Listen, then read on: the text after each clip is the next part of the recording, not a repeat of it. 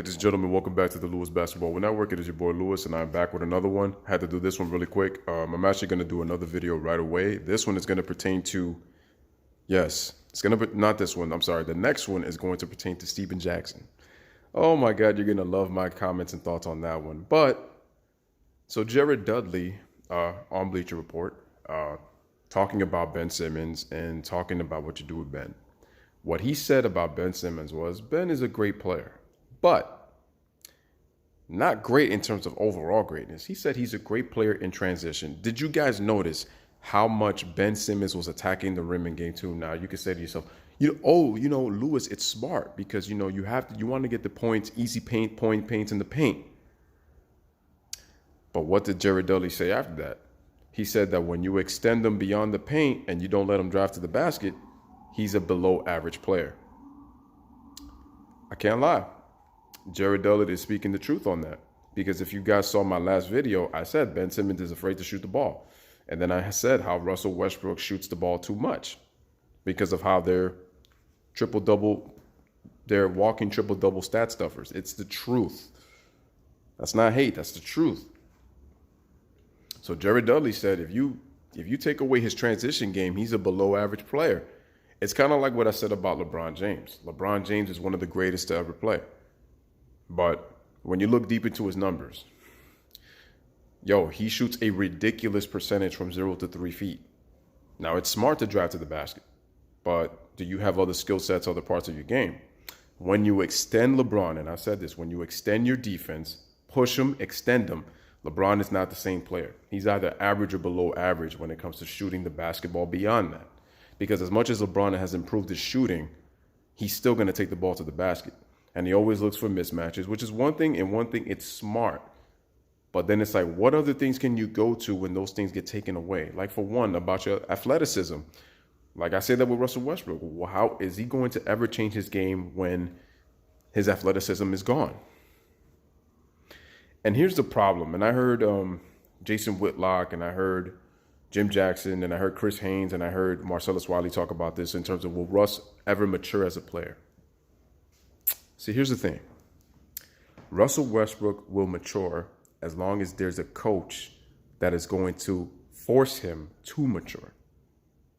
Because Scott Brooks and Billy Donovan have not been able to do that, which tells you Russell Westbrook does not respect them.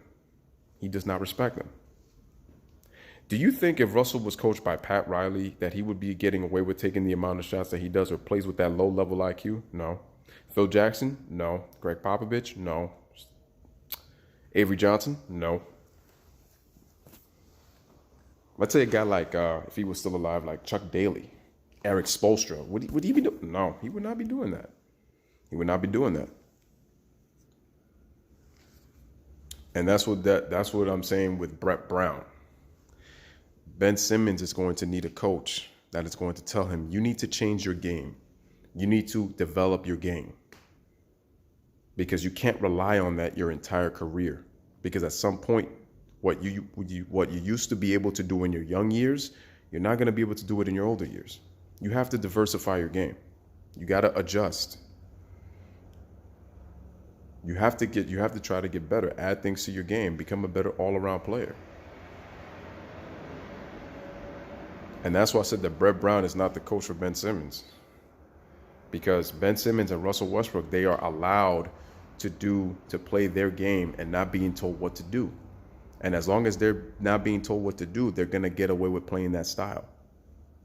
So as much as we get on them, and it must be because in terms of Russell, because Russell is about to have 11 years in the league. He's about to be 31 years old. He has not had somebody to tell Russell, we're not going to play that style that you love to play so much. Because Russell Westbrook cannot do it on his own.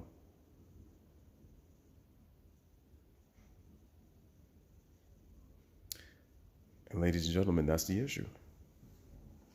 Russell Westbrook cannot do it on his own.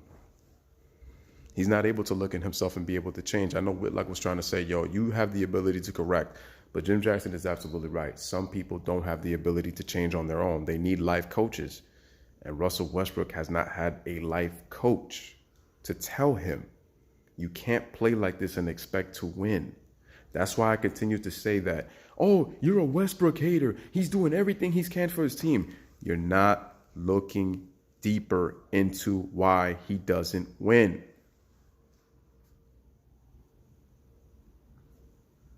I get that Russell Westbrook is averaging a triple-double, but what does it mean if he's not winning championships? Remember, he played with Kevin Durant. He has played with Carmelo Anthony. He's playing with Paul George right now.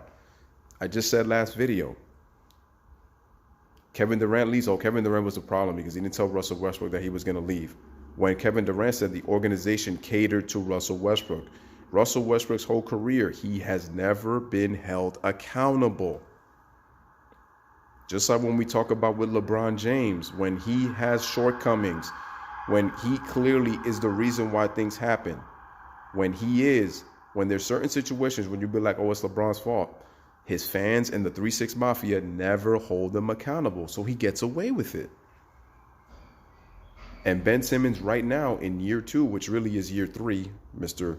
Ben Simmons, shoot your shot, no jump shot Simmons, is not held accountable, and all he could do is be great in transition. Do you see, guys, did you see from the tip off, he drove right to the basket? Because Ben Simmons really can't play in the half court. And in the half court, he's going to try to dribble to get to the rim. That tells you right there that he really is limited in a skill set offensively. He's limited offensively. And that's the message I'm trying to tell you guys. That those two, if they get a coach, a life coach, to help them realize that I cannot win relying on one way that I know how to play, is when you're going to see the best of themselves and have them realize and be able to reflect and say, you know what? I realize now that I was the problem for not adjusting my game. I could have been helping my teammates win, and I could have been able to share the ball, move the ball, man. Play within a flow to make it very difficult to not only guard me, but guard my team. And that's the biggest issue facing those guys right now. So when Jared Dudley is saying he's a great transition player, he's right. He's absolutely right. Jared Dudley speaking facts. You take away his transition game, his inability to go to the basket, Ben Simmons becomes a huge liability. It's basically saying you have to just pretty much build a wall where he can't attack. You take away his creases, you take away his gaps. He has nowhere to penetrate through. And he has to play east-west instead of north to south. Because when you're driving to the basket, you're going north-south.